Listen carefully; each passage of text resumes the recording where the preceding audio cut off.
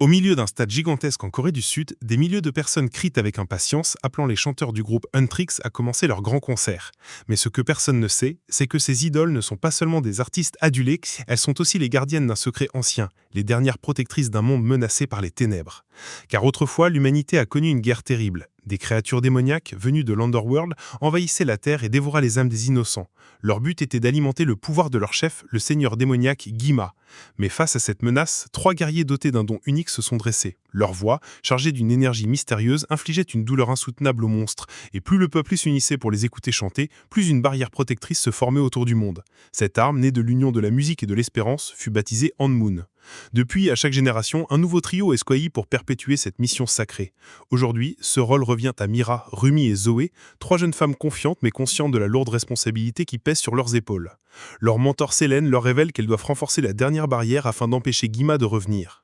Le soir venu, des foules immenses remplissent le stade. Les fans trépignent d'impatience, mais Bobby, leur manager, commence à s'inquiéter. Les chanteuses n'arrivent toujours pas.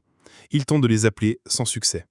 À bord de leur jet privé, les filles rient et mangent des nouilles instantanées pour prendre des forces. Rumi décroche finalement l'appel vidéo de Bobby, mais à peine a-t-il commencé à parler que son téléphone est arraché par des fans hystériques voulant discuter directement avec les idoles. Quand Bobby récupère enfin son appareil, il supplie les chanteuses de se dépêcher. Mais en regardant par la fenêtre, elle réalise que l'avion a déjà dépassé la ville et survole une zone inconnue. Quelque chose ne tourne pas rond. Rumi observe les hôtesses de l'air et remarque des gestes étranges. Son instinct se confirme lorsqu'elle arrache l'arme de l'une d'elles et découvre des marques démoniaques gravées dans sa peau. Leur déguisement se déchire. Ce ne sont pas des humaines, mais des monstres envoyés par Gyma. Les démons attaquent, menaçant de massacrer les fans dans le stade. Mais Huntrix ragit aussitôt. Leur voix résonne, puissante, transformant l'avion en un champ de bataille mystique. Des cercles lumineux apparaissent, Anmoon se déploie et brûle les créatures. L'une après l'autre, elles tombent sous l'effet de la musique. Pourtant, certaines parviennent à s'échapper en arrachant des morceaux de l'avion.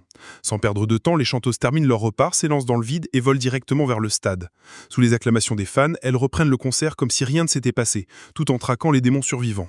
Zoé abat l'un d'eux d'un coup de lame, Mira étend le champ d'énergie de Anmoon et Rumi achève le rituel de protection. Pour la première fois, la barrière brille d'une lumière dorée éclatante. La menace repoussée, le concert s'achève dans l'apothéose. Anmoon s'étend à travers toute la région, empêchant les forces démoniaques de franchir la frontière invisible. Les fans inconscients de ce qui vient de se produire quittent le stade avec des étoiles plein les yeux. Mais dans les profondeurs de l'Underworld, Gyma entre dans une colère noire. Une créature qui avait survécu vient lui annoncer l'échec de la mission. Tremblante, elle supplie son maître de lui laisser une chance. Mais Gyma, implacable, l'incinère d'un souffle ardent, sous les yeux terrorisés de son armée. C'est alors qu'un nouveau personnage apparaît. Gina, un démon rebelle accompagné d'un tigre démoniaque et de ses alliés. Armé d'un banjo, il propose à Gyma une stratégie inédite. Créer un faux groupe de musique, séduire les foules et détourner leur énergie pour briser Anmoon. Gyma, méfiant mais intrigué, accepte. Gina révèle sa condition. Il veut qu'on efface à jamais les souvenirs de son passé. Pendant ce temps, Huntrix célèbre sa victoire.